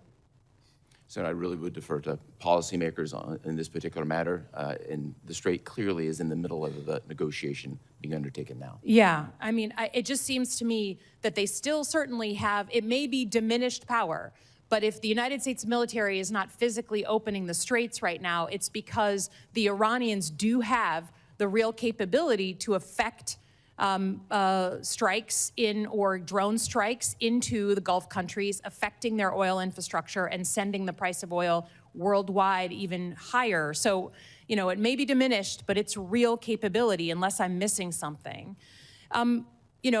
can you describe for me, I'm very sensitive about the way that countries like Russia or China may be enabling the Iranians to target and kill American forces or to provide intelligence on their locations in real or near real time. Is it fair to say that the Chinese are providing intelligence to the Iranians to help them target U.S. forces? So I think best to talk about anything regarding intelligence in a classified manner. What I can say is the Iranian military is largely made up of Russian and Chinese equipment. Okay. I think, you know, it feels like either Chinese government and or Chinese companies are helping and aiding and abetting the Iranians in providing that information. I understand we don't want to go into the details, but some of this is like out in open press. I would just say I personally feel like that crosses a Rubicon. Anytime we have another country providing that kind of intelligence to an adversary, I think that should play very heavily in our calculus and our conversations. I know the president is with the Chinese government right now, but I hope that no matter what party we're from, that's just a Rubicon. We all believe once you cross it, we're in a very different conversation, and I hope that's playing out in Beijing. I yield back, Chairman. Thank you. Senator Banks. Thank you, Mr. Chairman. Admiral Cooper, any update at all on activities in Afghanistan? Increased activity from ISIS or any other groups that concern you? Anything at all that you can tell us? Senator, just thank you for the question. Afghanistan remains on the forefront of what we're watching in terms of terrorist activity. I think best to address that in a classified forum. For right now, our partnerships in the region are suppressing that threat. Can you give any update at all for the record? No. Remains an area of concern for CENTCOM. You're tracking, paying attention to it. We're not completely ignoring Afghanistan. Remains an area of concern. We're paying close attention through a variety of partnerships. We're suppressing any threat. Thanks. Thank you for your leadership. I mean, I think this is an incredible moment. You're doing an incredible job when it comes to Iran and degrading their military, their defense industrial base. You cite in your testimony that the U.S. has, quote, delivered a long-term rollback of Iran's ability to project power in the region and beyond, end quote, damaging or destroying over 85% of its ballistic missile, drone, and naval defense industrial base and 82% of its air defense missile systems. That's pretty damn good. That's a strong statement, and I'm proud of your efforts. The NDS talks about the concept of simultaneity, in which our adversaries could undertake simultaneous aggression across multiple theaters. Does Operation Epic Fury's degradation of the Iranian military and defense industrial base reduce the problem of simultaneity? Senator, I think it remains to be seen what happens going forward with Iran. But what I think we've seen is a combination of ability for the United States to project power and influence and defeat an adversary very quickly, 38 days. The effects on other theaters, I think I would really refer to U.S. European Commander and the Pacific Command Commander. But clearly the United States is agile and we can move from theater to theater very quickly. Can you unpack this concept of simultaneity? Well, the United States Explain it to us. The United States has significant capacity. We have forces deployed around the world addressing a variety of issues. We're focused today largely on Iran, but clearly General Anderson is actioning key and critical matters in Africa. We're doing it in Europe, we're doing it in Asia, and we're doing it in South America. And all at the same time. We're able to do that at the same time.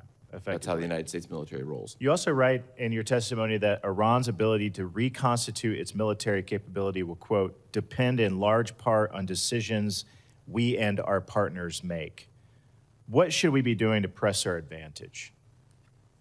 I think there's a policy component to this, Senator, and potentially a legislative component. Then there are a restricted number of countries. There's a finite number of countries that have historically had trade with Iran.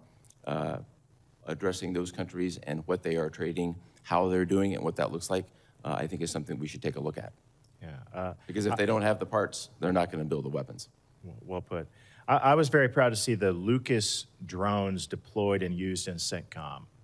The Indiana National Guard played a really important role in testing the Lucas drone at Camp Atterbury in my state. What, if anything, can we extrapolate from the performance of our Lucas drones in other conflicts?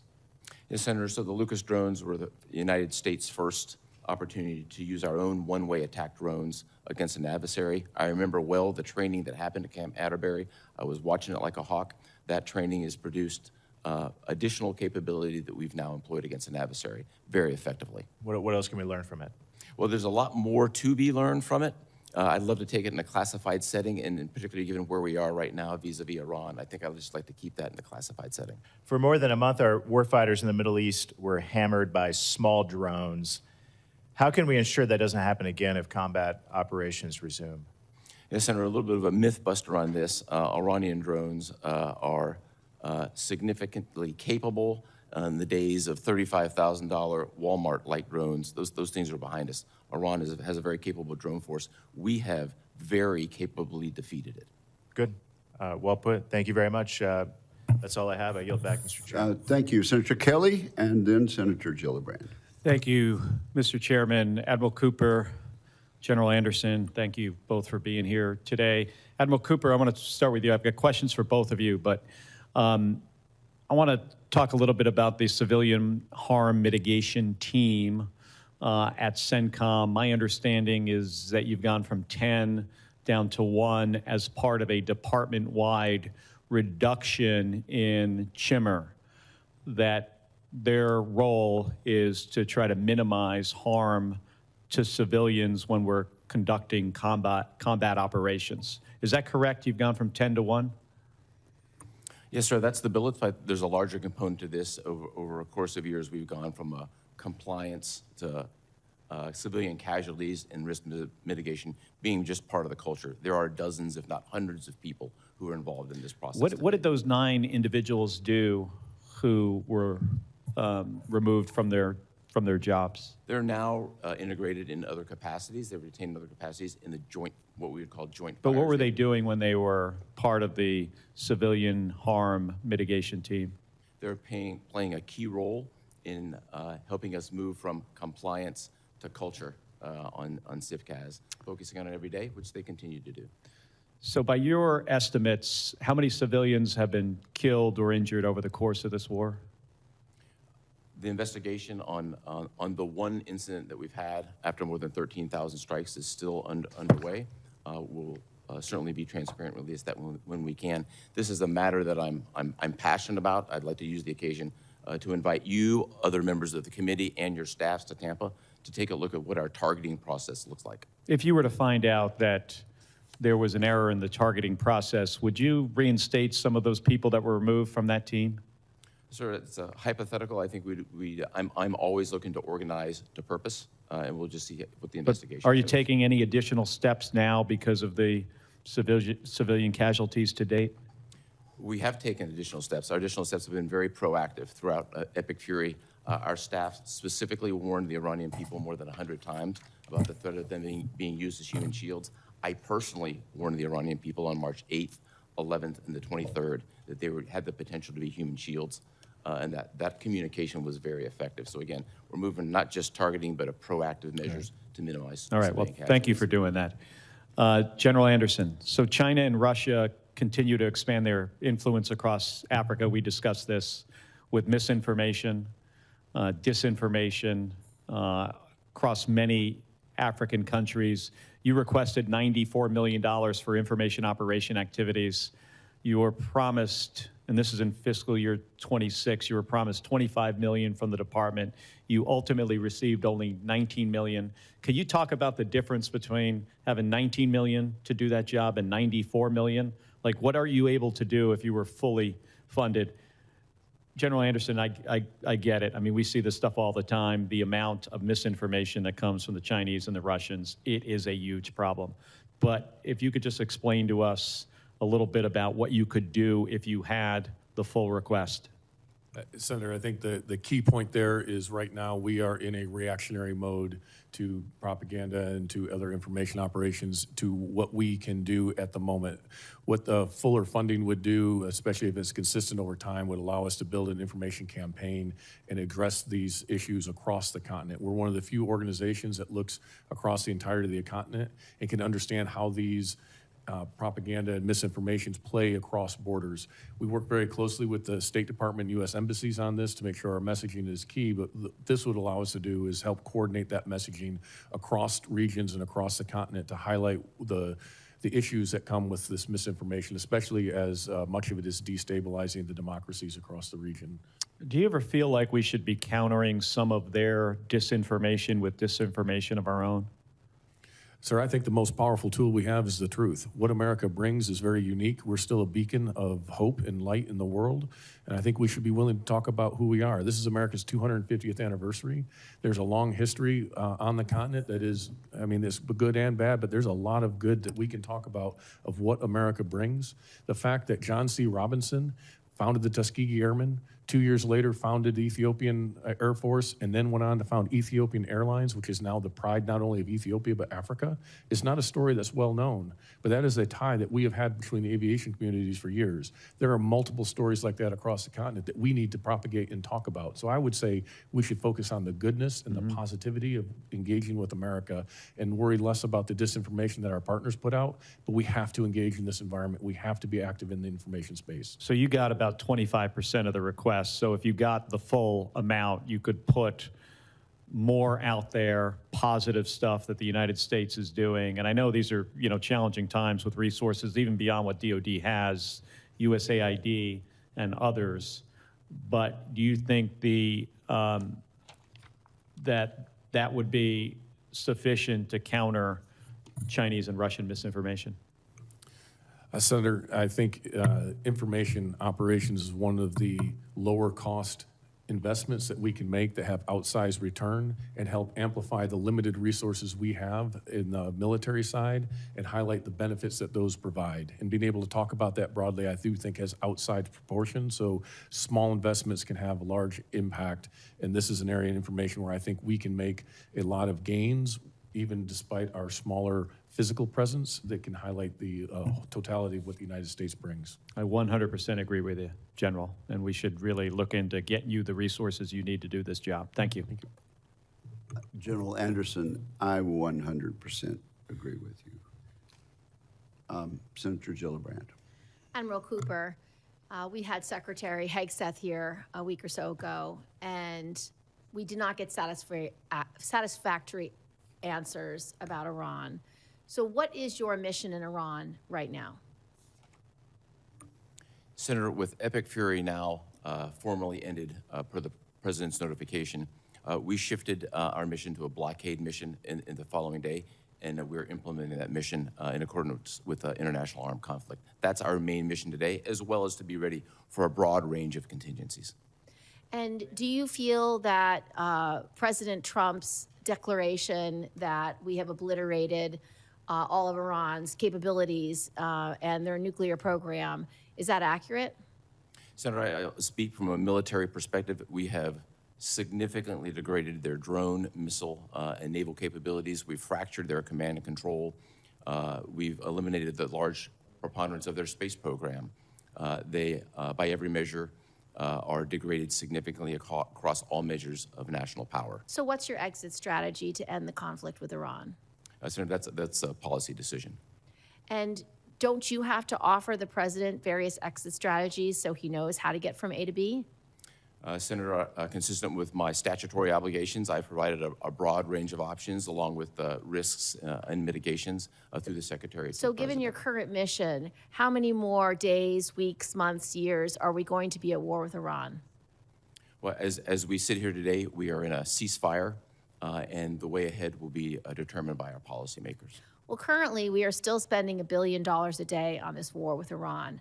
And I can tell you from my New York constituents they're furious about it because $1 billion a day could be lowering their housing costs, lowering their food costs, lowering their health care costs, lowering the cost of everyday expenses that continue to go up because of the war in Iran. With the price of gas as high as it is, the price of diesel as high as it is, it means everything that they have to buy for their families is more expensive. So we expect from our military leaders a plan about why and how long we are going to be spending $1 billion a day, and I have not seen that plan or the why from President Trump or Secretary Hegseth. So I'm hoping, as the military person in charge of operations, that you have a plan to end this war and to stop spending $1 billion a day. Senator, we have a broad range of plans and contingencies consistent with my obligation to provide that advice, both the Secretary and the President. We've done so. Decisions will be made by our civilian leadership, and my job will be to execute them. The second concern I have, Admiral Cooper, is how we've prosecuted this war to date. We have data and information publicly available in publications like the New York Times that 22 schools have been hit, hospitals, dozens of hospitals have been hit.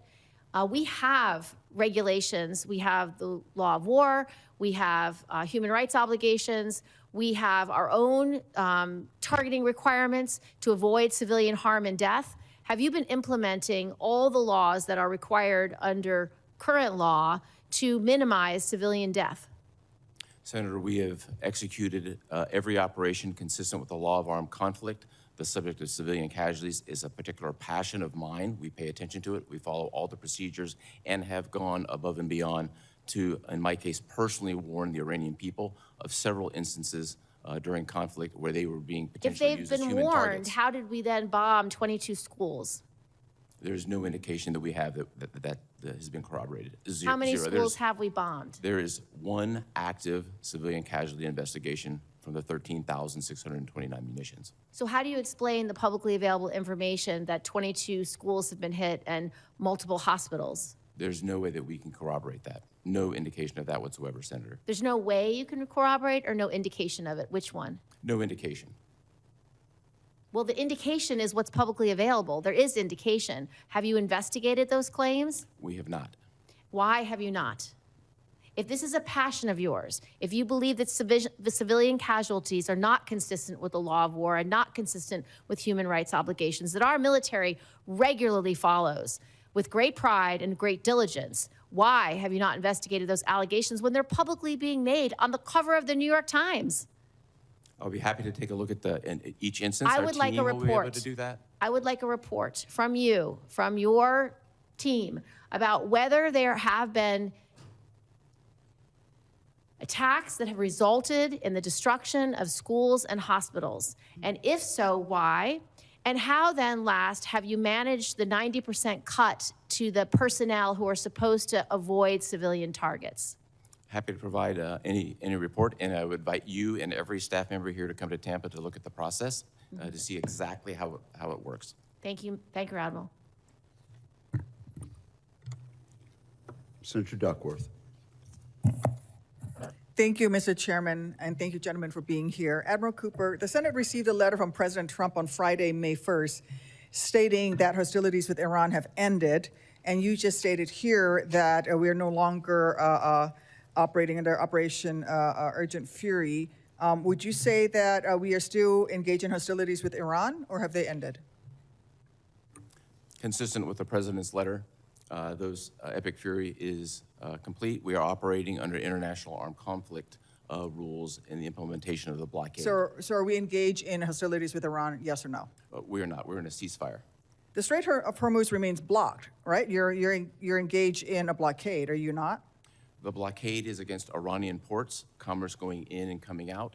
It is the last thing we would want to do is blockade the Strait of Hormuz. And as we've seen in the last week, there have been instances of ships coming in and out, including our own. But under international law, a blockade is an act of war.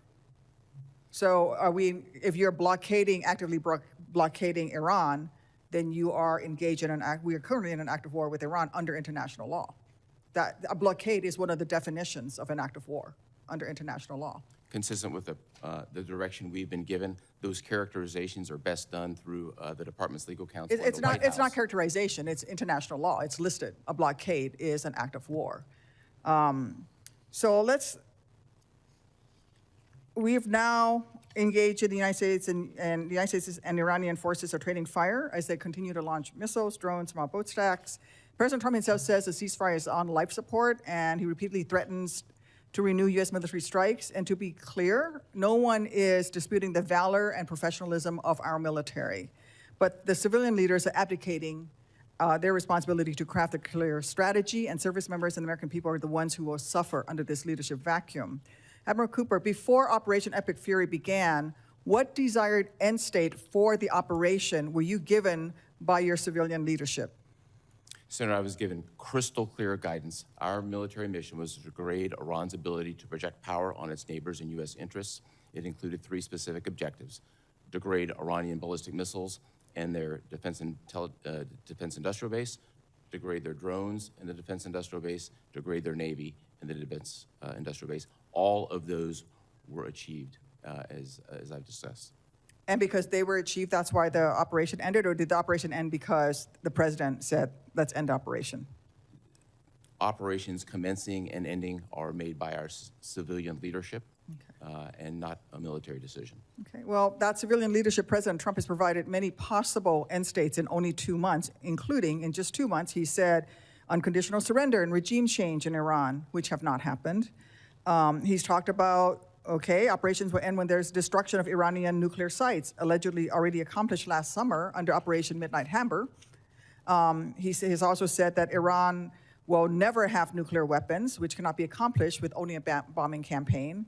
He said that his goal is to destroy the Iranian military forces and infrastructure completely, which the intelligence community assesses has not happened.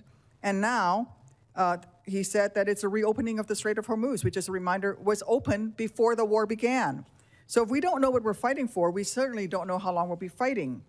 Admiral Cooper, what have you been given? Have you been given any timeline for how long our forces will be in the Strait of Hormuz or near Iran or blockading Iran, whether by a timeline or a condition, an end state, for how long you'll be blockading Iran? Senator, I think it's important from a military perspective that my advice related to options be provided to both the Secretary and the President. We've done that. The decisions on timeline and execution are up to our civilian leadership. Okay. So you mentioned the Secretary of Defense, who only talks tactics, and a president who changes his strategy on social media multiple times a day. This is who's giving you the orders. Secretary Hegseth has touted the destruction of tens of thousands of targets across Iran. He said that Iran's air defenses are flattened, his words, and its industrial base overwhelmingly destroyed, and claims that Iran's Navy is at the bottom of the sea.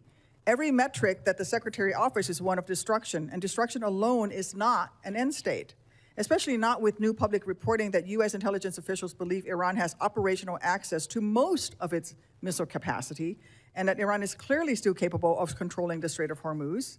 Americans are not safer, our service members are at risk, prices at home are higher, and Iran has more control over the Strait and global economy than it did before this whole thing started. The American people, our service members, deserve clear answers.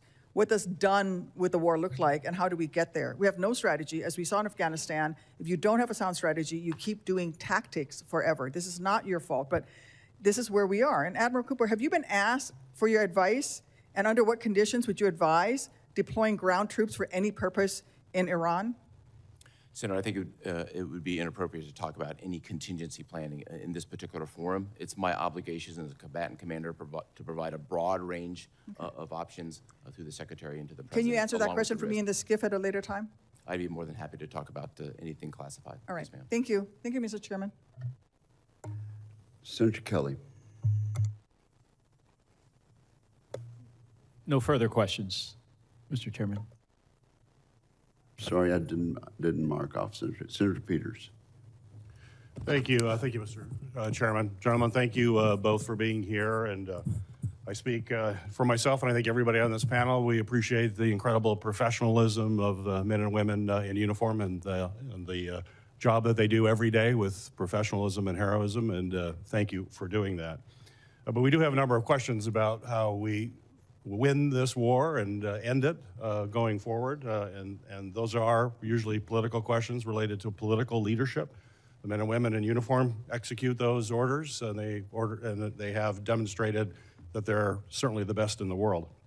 But Admiral Cooper, you mentioned that the current mission right now is basically the U.S. blockade of Iranian ships or ships that are transiting the Straits of Hormuz to Iranian ports. That's in response to Iran basically effectively shutting down the Strait of Hormuz before that. As you know, experts across the political spectrum and multiple administrations, political administrations, have all agreed that a war against Iran, Iran's first moves would be to mine the Straits of Hormuz to prevent tanker traffic. But despite these known risks and repeated claims that the DoD has planned, and I'm sure you have plans. I've been to the War College, I've served in the Navy, there are no shortage of plans that we have, that you have plans to deal with the closing of the strait. We had 4 minesweepers that were stationed in the Middle East, were just retired last year, and our remaining minesweepers were either stationed in Japan or not pre-positioned in the region. This is despite public reporting that we currently already have limited unmanned mine clearance capacity. And reports from the New York Times and Reuters has also indicated that Iran still has hundreds, if not thousands, of small boats that can lay mines or perform hit-and-run attacks on top of their existing land missiles and drones, which I'm sure they're building at a furious pace right now to restock what they have. And this is on top of existing land missiles and drones. The American people, as we all know, are already paying higher prices in the United States. Inflation is up as a result of chaotic tariffs that President Trump has put into place. And now, thanks to this war and the Straits closure, they're paying high gas prices that continue to rise as well, putting a strain on family budgets. So my question for you is, if there was advanced planning, and I'm sure there was advanced planning about the Straits closure, why were the minesweepers not pre-positioned in the region when it had been publicly reported that we already have limited unmanned mine clearance capacities? When you have a plan, usually before you execute the plan, you make sure that all your assets are in place to actually execute that plan. So it's curious that those assets were not there. Why? Senator, I think best to talk specific tactics and operations in a classified environment. What I can say here is we did have sufficient and continue to have sufficient mine clearance capability in the theater.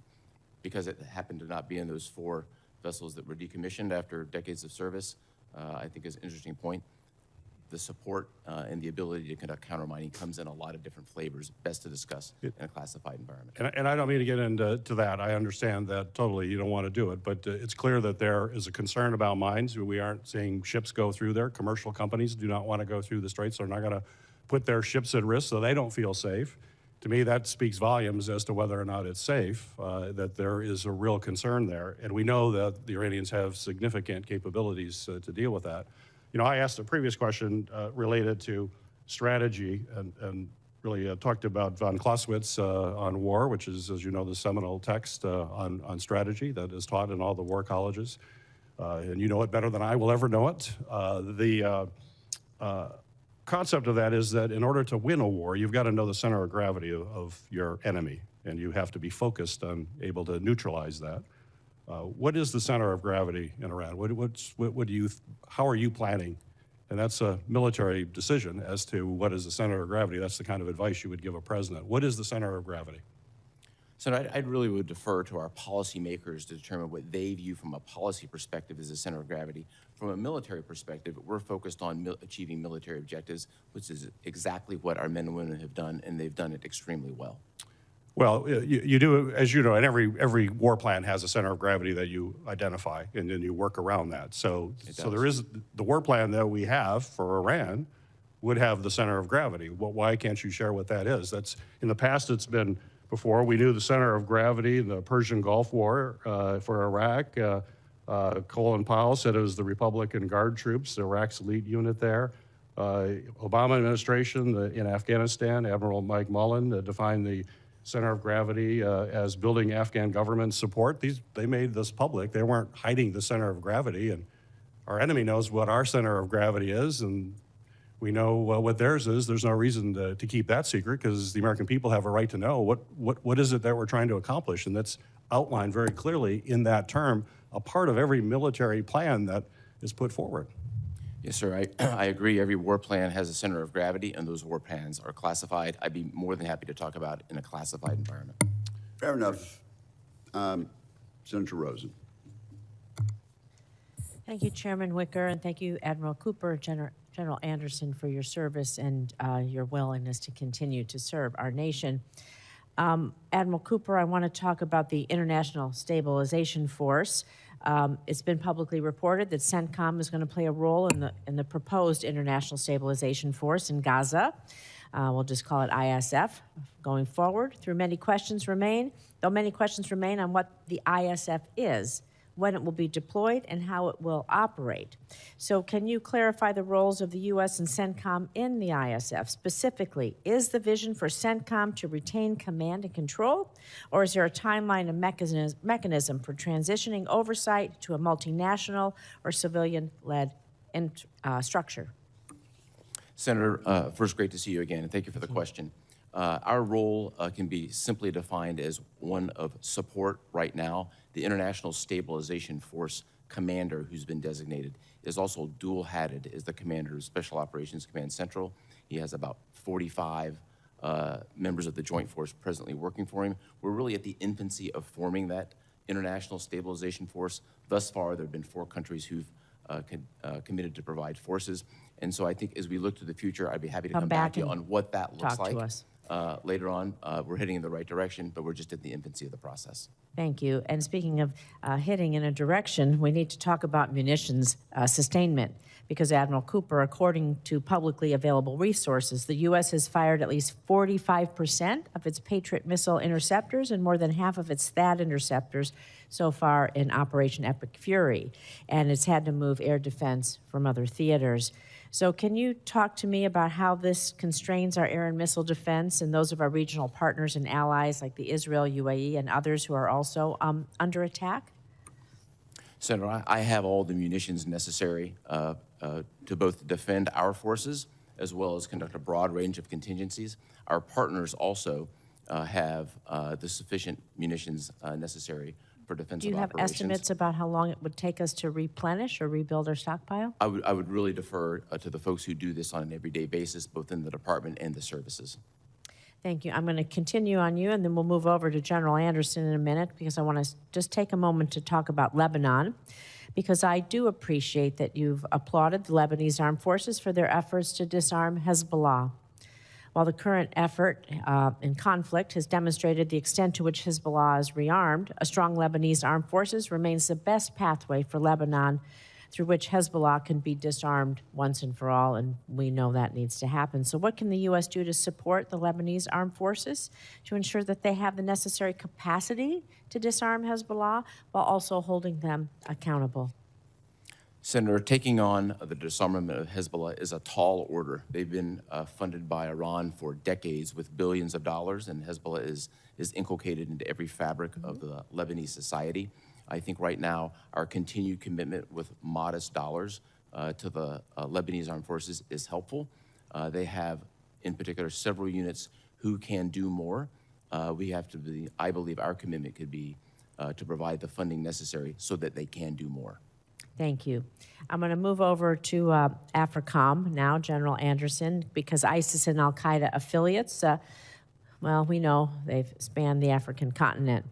And so understanding, of course, this is an open setting, can you talk about the extent to which these franchises, that they work cross borders within local settings to coordinate with one another, and the threat that this poses to our priorities in the regions? And do you think there's a need for a comprehensive CT strategy on the continent?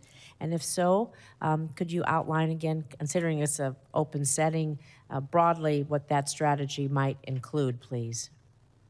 Senator, I appreciate the highlighting of the transnational threat that both al-Qaeda and ISIS pose. I can say in this setting that ISIS has several affiliates across the continent that are coordinating more and more, whether that's in the Golis Mountains of Somalia or the Lake Chad Basin of Nigeria or in the Sahel, as well as Mozambique and others. So this terrorist network has to be addressed holistically. They have to look at the entirety of the network. It's not any single node anymore.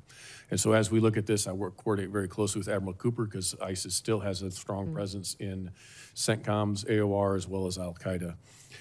As we look at this, the strategy to go after this is to work with our partners, those willing and capable partners, enable them first and foremost to take on this threat. When they are unable to do that, then bringing in only the unique capabilities that the U.S. can bring in order to address those threats. We've seen that in the Golis Mountains where we've been able to bring intelligence, ISR, some limited strike capabilities that has been able to disrupt their leadership network. This needs to be applied across all of these areas. So investments in additional ISR, investments in expeditionary capabilities, such as in a float forward staging base like the Herschel Woody Williams that allow us to move to the point of need at the time of need, and then the force protection requirements that are necessary to protect that force in an expeditionary area. And I would add not just the force protection as in the counter UAS and the integrated air missile defense, which are critical, but also investments in emerging technologies that allow austere medicine, forward medicine, remote medicine, automated CASEVAC. These types of things allow us to become more expeditionary in order to get after these critical threats, and only the critical threats that pose threat to the U.S., and then enable partners as able to address these common threats. So it is a multifaceted strategy. I could even go into more, I won't in this detail, but really maintaining the relationships and the engagements are equally important, and having that pragmatic approach, opening dialogue with the AES states and the Sahel again, addressing this with places like Algeria and Morocco and Libya even, who share these concerns. Building those relationships are absolutely vital because you cannot surge trust. If the chairman would indulge me, can I have a follow-up question on the Sahel since he brought it up? Yes, why don't you do that? Thank you. We know, since you brought up the Sahel, but last month the JNIM and local militias in Mali executed coordinated nationwide offensive attacks, attacking Mali's capital, seizing the key towns, killing the Malian defense minister. Though these attacks were greater in scale, intensity than any other since 2012, and clearly demonstrate the attacker's ability to strike against an expansive geographical area. So you're talking a little bit about the Sahel, but the permissive environment in the Sahel that's making these attacks possible, and what more can you do? Would you like to add, if you want to speak a little bit more about instability there? I would. There are a few things I would like to add in this setting. I can talk to you more in a classified setting that would be highly appropriate to this. But to your point, there is no effective external counterterrorism effort in the Sahel right now. The Russians have claimed to do that, but we saw that they had to withdraw from Kidal. We're unable to defend against that threat there. They are providing some limited support, but we do not see the same Western presence. Because of that, then how do we enable the partners, the other nations that are there? How do we look at expeditionary capabilities again that we can result in this? One of the key areas that we would need some assistance with is the authorities and ability to bring in and experiment with emerging technologies, whether that's in the surveillance and ISR type of technologies or in other over-the-horizon type capabilities, like I mentioned with the medicine and others, in order to reach, when there is a threat that threatens the homeland, to be able to reach it and take care of it, but more importantly, continue to enable the partners to address the threats in their local areas, and a lot of that's through intelligence sharing. I would be happy in a classified environment to talk in more depth. Thank you. I appreciate that. Thank you, Admiral General. Thank you, Chairman Wicker. Thank you very much, Senator Rosen, and I'm glad you brought up Lebanon and Hezbollah. So I'm going to take another round, Admiral Cooper. And to stop me when I'm wrong, on March 2nd of this year, Hezbollah attacked Israel in response to Operation Epic Fury. Is that correct? That's correct, sir. According to Israel's foreign minister, Hezbollah has fired 10,000 missiles, rockets, and drones at Israel during the past 2 months. Is that correct? I believe that's correct, sir. And in response to these attacks, Israel initiated a ground offensive in southern Lebanon, aiming to create an uninhabited buffer zone along its northern border and to push Hezbollah north to the Latini River. Is that correct? That's correct, Senator. To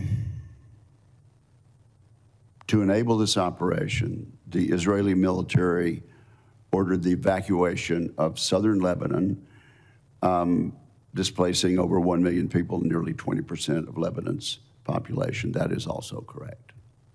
I don't know that that number specifically is correct, but the concept of the evacuation is correct.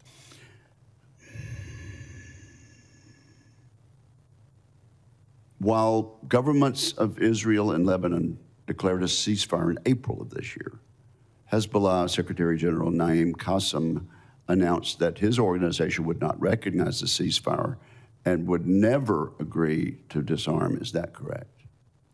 That statement is correct. Yeah, he made that statement. Hezbollah then continued to fire projectiles into Israel, and Israel has continued to strike Hezbollah positions in southern Lebanon. That's also correct, isn't it? That's correct, sir.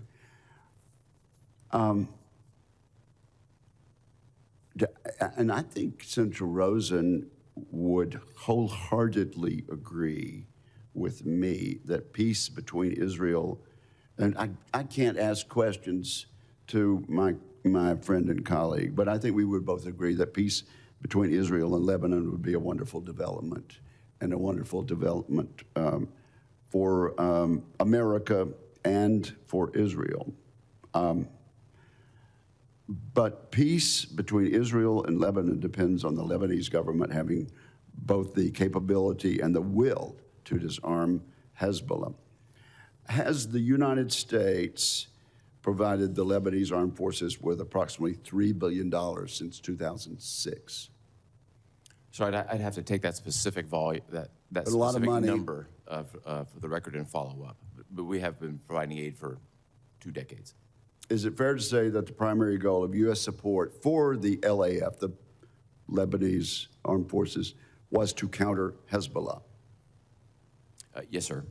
And from 2006 until 2023, is it accurate to say that Hezbollah's rocket and missile arsenal grew from 2006 to 2023 from approximately 9,000 rockets and missiles to 150,000? As a result of decades and billions of dollars of Iranian support, that's correct. Israel's foreign minister alleges that Hezbollah fired more than 10,000 projectiles at Israel since the beginning of March of this year. In light of the Lebanese armed forces inaction, was Israel's offensive into southern Lebanon militarily necessary if Hezbollah's attacks were going to be countered? Was there another way to do that?